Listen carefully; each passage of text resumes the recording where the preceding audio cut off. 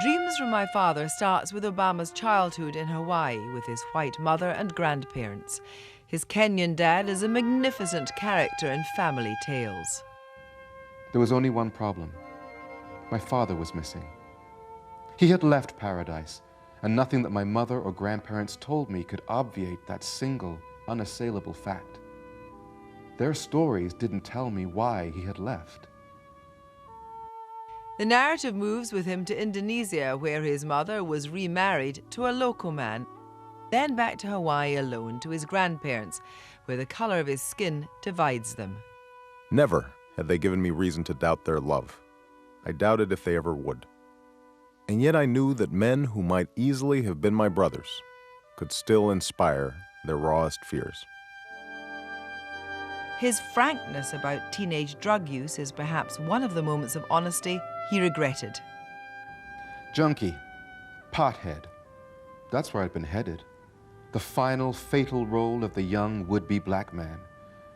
Except the highs hadn't been about that. Me trying to prove what a down brother I was. Not by then, anyway. I got high for just the opposite effect. Something that could push questions of who I was out of my mind. Something that could flatten out the landscape of my heart, blur the edges of my memory.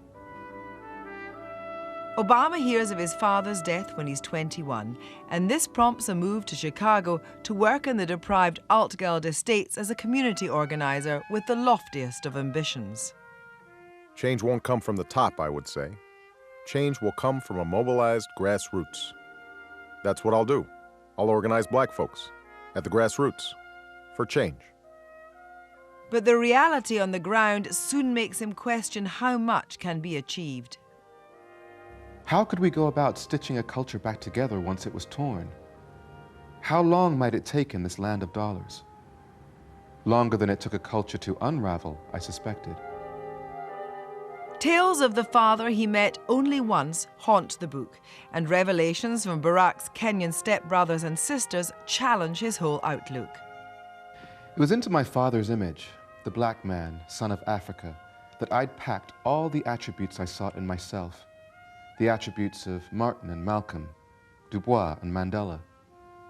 And if later I saw that the black men I knew fell short of such lofty standards, if I had learned to respect these men for the struggles they went through, recognizing them as my own, my father's voice had nevertheless remained untainted, inspiring, rebuking, granting or withholding approval.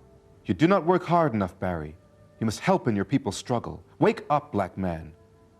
Now, as I sat in the glow of a single light bulb, rocking slightly on a hard-backed chair, that image had suddenly vanished. Replaced by what? A bitter drunk? An abusive husband? A defeated, lonely bureaucrat? To think that all my life I had been wrestling with nothing more than a ghost. Una, particularly in the early stages of the book as you're reading it, I get the sense of alienation and confusion that despite the fact he's living in a loving family with his mother and grandparents, he is living with black skin in a white family. You know, he talks about the man trying to rub himself white when he's desperately trying to fit in with basketball. And then the grandmother, a perceived threat, a black threat at the bus stop. Well, I mean, a lot of mixed race people like myself have a white mother and a black father, and often the black father is absent for many various reasons. I mean, first and foremost, it's a beautifully written book, but it is a meditation on loneliness. It's a meditation on being an outsider, about being rejected. And it's the same experience that, you know, a lot of people have had, being rejected by the white community on the one hand and the black community on the other. But what he does so beautifully is bring through the common humanity in all the stories, and he's a brilliant storyteller. And what I think for a politician is very striking, you can see immediately that more than anything else, this man is an incredible listener.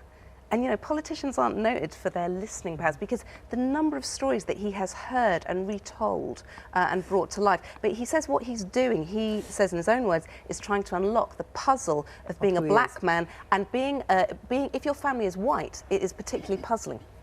And particularly in pursuit of that, you know, he reads black writers and so forth, he talks about Baldwin, but in the end, and I suppose like a lot of young black men and women at that time, he settles on Malcolm X.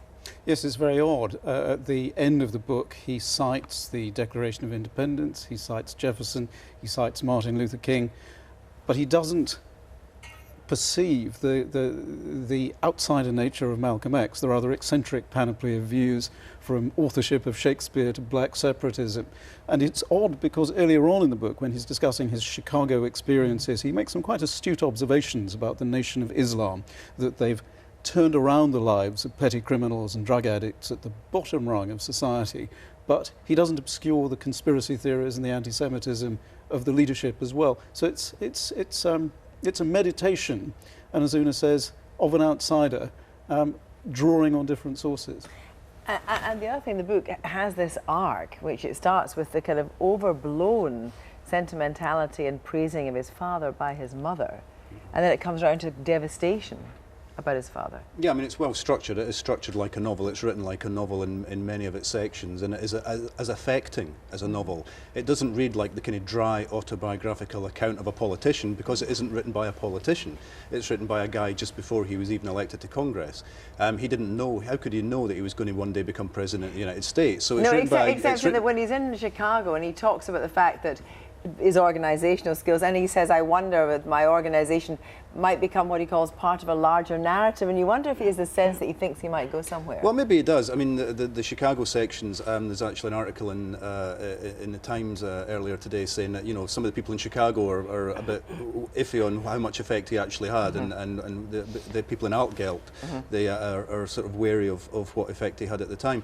I mean, for me as a novelist, I thought this is a writer. This is a guy who, if he hadn't become a politician, could easily have become a writer, and I think could have been a good novelist, might even one day be a good novelist. It's refreshing because we're seeing him before he becomes president. We're learning an awful lot about this guy. Usually we don't learn that much about the background. It's all filtered through various PR agencies and everything else. That's what's ridiculous, is that people always said throughout the campaign against Hillary Clinton and then McCain, it was like, who is this Barack Obama? Who is he? Where's he come from? He's a dark outsider with racist undertones. And it was like, excuse me, this is the only politician that has set out in great detail everything that happened in his whole life.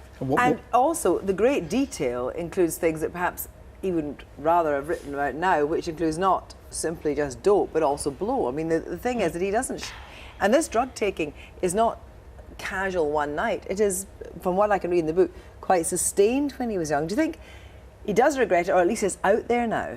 I think he probably does regret it, but there are countervailing... It could be. I mean, there are countervailing factors. It is highly encouraging, and one of the most attractive features of the book, that this is a president who knows the outside world, who's lived abroad, who understands the call of internationalism. And given that John McCain, a good man and a distinguished public service, selected a running mate who gloried in her ignorance of foreign affairs, this is one of the most appealing features of the Obama story. Well, what I found surprising, though, was that he was in love with a white woman in New York, and he didn't marry her. And in there he says he didn't marry her because if he married her, he'd have to live in her world. Now, that's quite interesting. It means he wouldn't have married someone that wasn't black.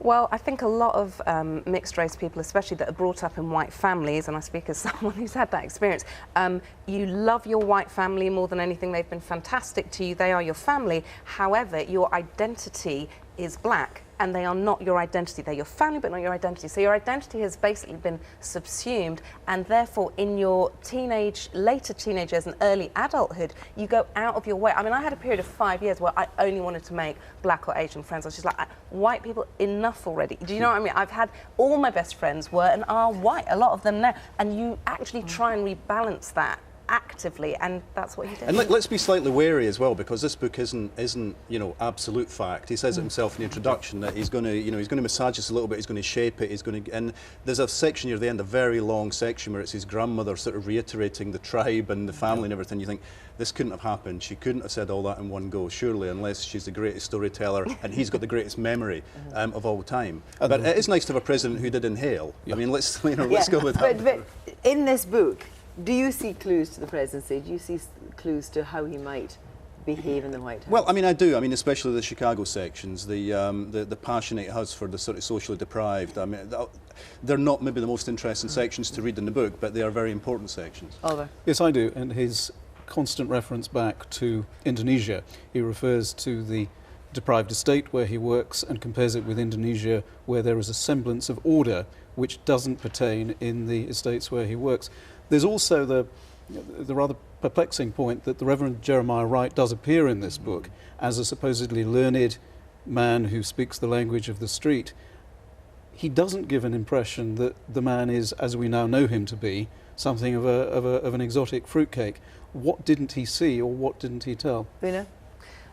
Yeah, I mean, I think he says in it that his life depends on being able to work out what makes people hate and to come up with the antidote. And he wants to build bridges, and he shows that in the book, and hopefully he will show that as president. We'll find out after Tuesday. Well, Dreams from My Father is published by Canning.